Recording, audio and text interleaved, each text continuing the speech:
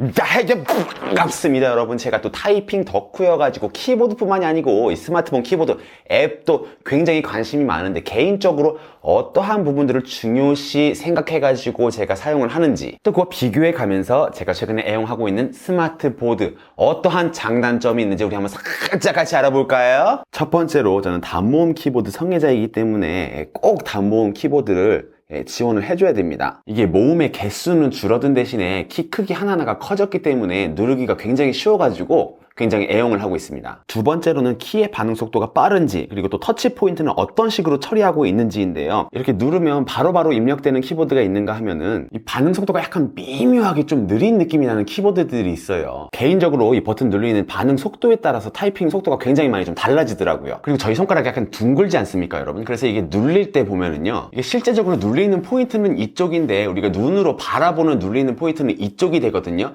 이 미세한 차이가 사실은 여러분들이 눌리면서 이게 오타가 많이 난다 적게 난다 하는 원인이 돼요. 이게 보통 이제 안드로이드하고 iOS에서 처리하는 방식이 조금 다른데, 이거는 뭐 틀리다기보다는 개취의 영역이기 때문에 뭐가 좋다 나쁘다라고는 할 수는 없지만, 오래 쓰시던 키보드가 편하게 느껴지는 이유가 바로 이 이유예요. 그리고 세 번째는요, iOS에서 서드파티 키보드 버그가 일어나지 않는지. 이렇게 메모장 같은 거 열었을 때 키보드 안 올라오는 경우 아마 많이들 겪어보셨을 거예요. 이게 키보드 앱에 따라서 버그가 없는 아이들이 있더라고요. 이상 세 가지가 제가 키보드 앱을 고를 때 가장 중요시하는 부분인데요. 이번에 네이버 스마트보드를 최근에 좀 써봤는데 방금 말씀드린 세 가지를 전부 다 충족을 시켜더라고요. 단모음 지원하고, 반응 속도 빠르고, 그리고 아이폰에서 사용할 때 키보드 안 올라오는 버그 없고.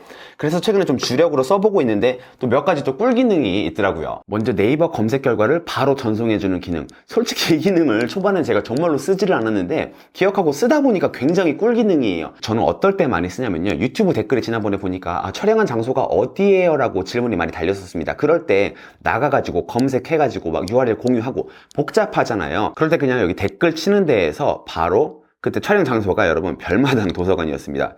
별마당 도서관 이렇게 누르면은 바로 나오죠.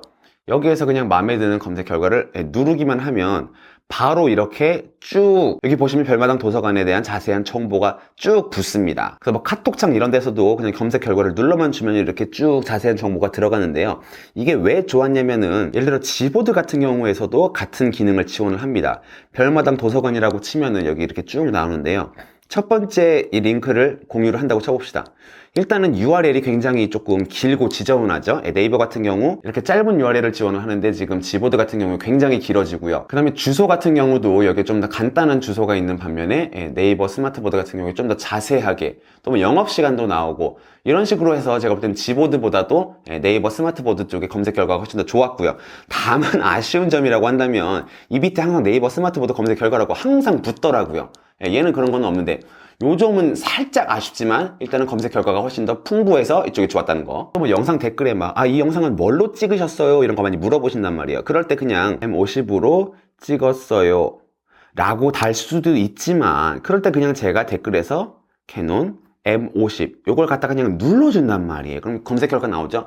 이거 이런 식으로 해서 댓글을 달아드리면은 벌써 보시는 분들도 최저가가 얼마고, 이걸 눌러가지고 바로 네이버 쇼핑으로 링크도 들어갈 수가 있고. 그래서 이 검색 결과 바로 전송하는 게 생각보다 활용을 하다 보니까 이게 또 꿀이더라고요. 또 제가 애용하는 기능 중에 하나가 스페이스바를 꾹 눌러주면 이렇게 커서로 변하거든요. 이럴 때 뭐 위로 아래로 좌로 우로 이런 식으로 커서 이동하기도 굉장히 편하고요. 근데 한 가지 아쉬운 점은요, 아이폰에서는 포스터치를 이용을 해가지고 커서를 이동을 할 수는 있습니다만은 상하는 안 되고 좌우만 가능해요. 이건 근데 애플에서 키보드 앱들에 대해서 이게 막아놓은 기능이라서 아쉽지만은 상하는 안 되고 좌우만 된다고 합니다. 또 키보드 상단에 보면은 기능 버튼들이 많이 있는데요, 요거 하나하나를 또 꾹 눌러가지고 편집을 할 수가 있습니다. 그래서 자기가 원하지 않는 버튼들은 이렇게 해서 빼고, 원하는 것들만 눌러서 집어넣고, 이런 식으로 해서 편집이 가능하고요. 또 이 버튼들 중에 앱으로 바로가기 버튼도 있어가지고, 예를 들어서 이렇게 유튜브 버튼 같은 걸 넣어놓으면은 채팅 막 치다가 이 버튼으로 바로 유튜브로 넘어가 버리는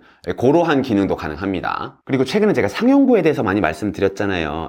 여기 버튼 누르면 미리 자기가 등록해놓은 뭐 주소랄지 전화번호랄지 이메일, 자주 쓰는 문구를 등록을 해놔가지고 여기서 누르면 바로바로 입력도 가능하고요. 혹은 여기 마이크 버튼을 길게 눌러가지고 또 등록해둔 문자나 이모지를 쓸 수도 있고요. 그리고 또 하나 신기했던 게 실시간 번역 기능. 이 버튼 누르고 여기다가 안녕하세요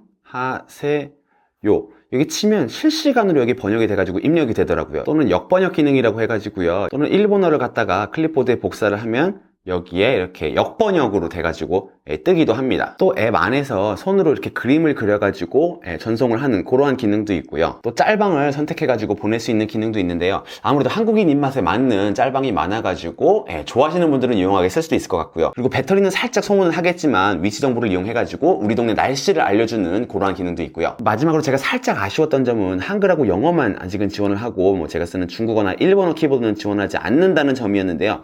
이거는 뭐 차차 지원을 한다고 하니까 좀 기다려보면 될 것 같고요. 물론 뭐 한글만 주로 입력하시는 분들에게는 큰 단점은 되지는 않을 것 같습니다.